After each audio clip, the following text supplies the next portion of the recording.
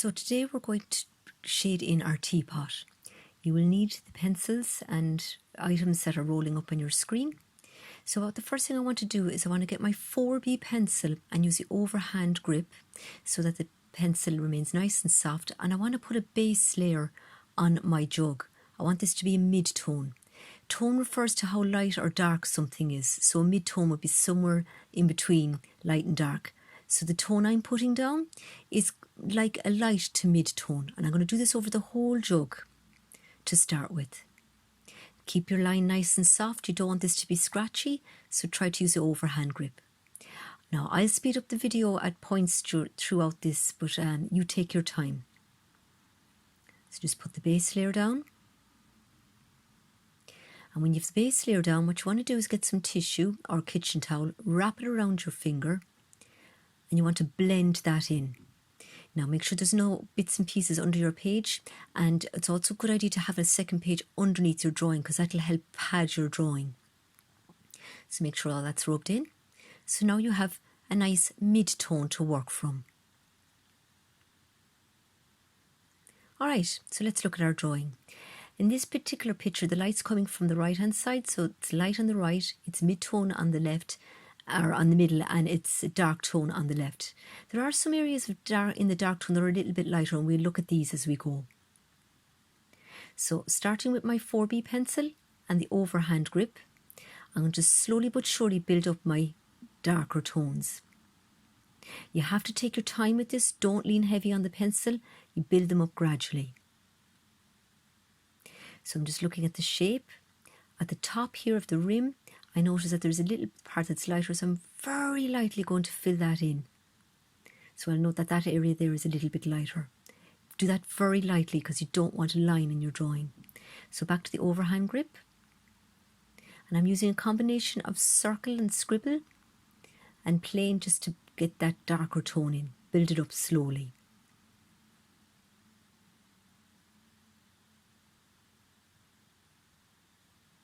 Now, this part here where it's a little bit lighter, it's still darker than the light tones. It's more like a mid-tone.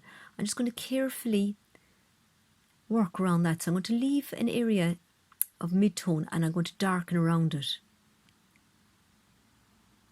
using circle hatching and scribble hatching along with soft plain. So build this up slowly but surely. You can keep your line nice and soft. Now on the bottom here I notice that there's a dark, very dark tone, so I'm just going to fill that in as well. So what I'm using here is what's called a high grip, which is like how you hold your normal pencil or pen but higher up. And I'm going to do some scribble hatching, making sure I don't lean too heavy on the pencil because I want to keep the line nice and soft. And then I switch back to plain or smudge effect, and I just slowly but surely build up my darker tones and my mid-tones. This takes time, guys, so take your time with this. So now I'm going to go to my 6B pencil and I'm going to go back into those darker tones. Slowly but surely build them up nice and soft. So I'm not leaning heavy on my pencil, I'm slowly but surely building them up. And being careful around that part of in the shadow that's a little bit lighter than the rest. Now here I notice there's a very, very dark bit, so I'm going to just fill that in. That's probably one of the darkest parts in the whole picture. So it's good to have that filled in so that can be a guide to how light or dark everything else is. Now to stop you smudging the picture, it's a good idea to place a page underneath your hand, and that will stop you smudging the picture. And what I'm doing here now is a combination of cross-hatching and scribble hatching to slowly build up my dark tones. Again, I'm not leaning too heavy on the pencil, it's just a case of building it up. Now I move my page so you can see what I'm doing, but you can keep your page underneath if you want to stop smudging on your drawing with your hand.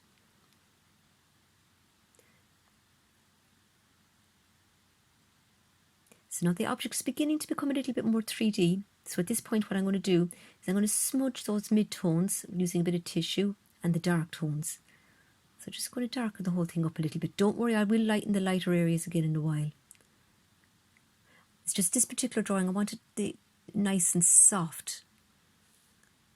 So now I'm going to go into where those dark bits are again. So I notice a dark bit in the bottom rim of the teapot. So I'm just going to fill that in. Now I'm going to look at the lid. So I'm going to go back to my 4B pencil and put the shade on the left hand side. You can see it's on the left there. I'm going to look at the shape that the shadow makes on that little knobby thing on the lid and carefully fill that in.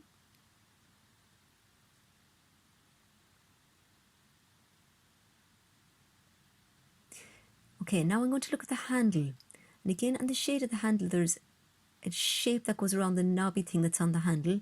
So look at that shape of the shadow and see, very lightly map in where that shadow runs down the left-hand side of the handle. It's about the same as the mid-tone of your jug, so now you know how light or dark to do that shadow. So you don't want it too dark, you want it around the mid-tone.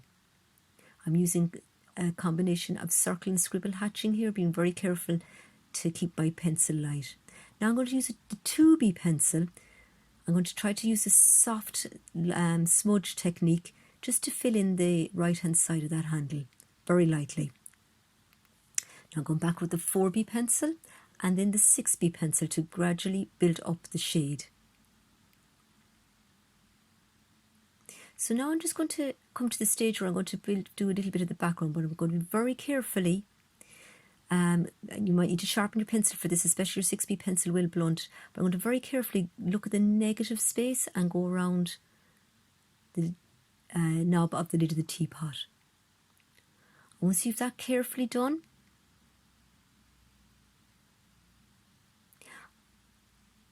again you can make sure you put a page underneath it so you don't smudge your drawing. I'm going to do cross hatching in the background, and now I am leaning heavy on the pencil because the background is quite dark, so I'm being quite vigorous with my shading but just being careful around the actual jug itself. Now I'm just going to do the negative space between the handle of the teapot, sorry I keep calling it a jug, it's a teapot, the handle of the teapot and the teapot itself. Being careful around the object itself, but then I'm going to do using vigorous cross hatching technique for the background. I'm not going to smudge this, I'm going to leave this cross hatching so that it's different from the object. Okay, and just continue cross hatching your background quite vigorously, being careful around the actual object itself. Now I'm not going to bring it right out to the edge, you can if you want, but I think it's nice to have a drawing where it's suggested that you don't have to do the whole thing. It makes for more interesting drawing. And now I'm just working back into my shade again using the smudge technique, slowly but surely building it up. Here I'm just going to place the shadow in because that's quite dark, so I want to get that dark in. So I'm careful to see where exactly the shadow is on the table and where the kettle, the teapot hits the table. There's a dark line, and I'm just going to fill in that shadow using a 6B pencil for this. Now I'm going to use a 4B pencil just to do the base of the jug. There's another shadow on the right hand side, and that's probably from an object that we can't see, so I'm just going to fill that in with the 6B pencil, and then with the 4B pencil I'm going to fill in the rest of the table. Now if you look at the tone of the table, it's about a mid to light tone, so I'm just going to make sure that I bring that up to a mid to tone. And just ever so gently going to use the side of the rubber. Be careful of this. I don't want to take all the pencil off. I'm just going to lighten the light areas a little bit. So be gentle touch with that. And now I'm going to go back to cross hatching. So you could use the paper to stop smudging, or you could turn the page upside down. It's probably no harm to turn the page upside down every now and again anyway, just to check that your drawing is coming on okay. And this way you're not leaning over your drawing when you're working on the right hand side of the drawing. Yeah, and just keep building up your cross hatching, being careful. Look at the lovely negative space and being quite vigorous, and you can lean heavy on your pencil when you're doing this part. You can see that I'm being quite liberal with it. Now there is a part down here where the dark goes a little bit lighter, but I'm not going to worry too much about that because I want the concentration to be on the jug, so I'm just going to fill that in dark, and I'm not going to worry about putting detail in the background. So then going back into my jug again, building up tones as I need to. So it's always constantly adjusting and looking to see how the object looks as a whole. So kind of scan the object and see where you need to go darker.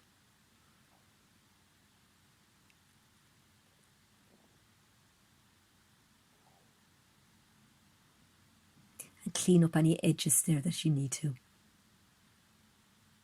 So now with my rubber, I'm going to put in some highlights. So now I am going to lean heavy on the rubber, but be careful with highlights. You only put in a small few, and I can see some just in a few spots, like in the knob of the lid, a tiny bit on the rim of the teapot. And now we can go back in and build up our shade again. I'm using a 4B pencil first to start with.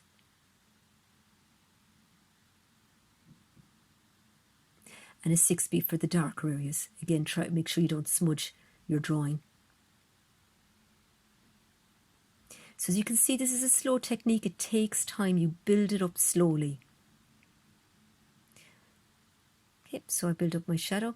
Now at this point my camera ran out, but I just want to let you know all that I did was I got a cloth or a kitchen towel and I just smudged it a little bit. Be careful with this because you don't get rid of your highlights and things. And then I went back in, first with the 4B pencil and then with the 6B pencil to build up any more shadows that I need to build up. I'm using scribble hatching and cross hatching, but gently. I'm not leaning too heavy on my pencil. So just working my way around the drawing and darkening up where I need to darken up. So without the table, I'm just going to make it a little bit darker with the 4B pencil.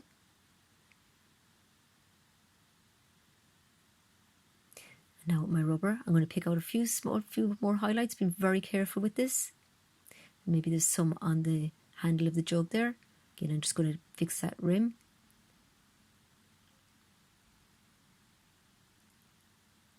Maybe just a little bit more in the spot highlight that's on the right hand side.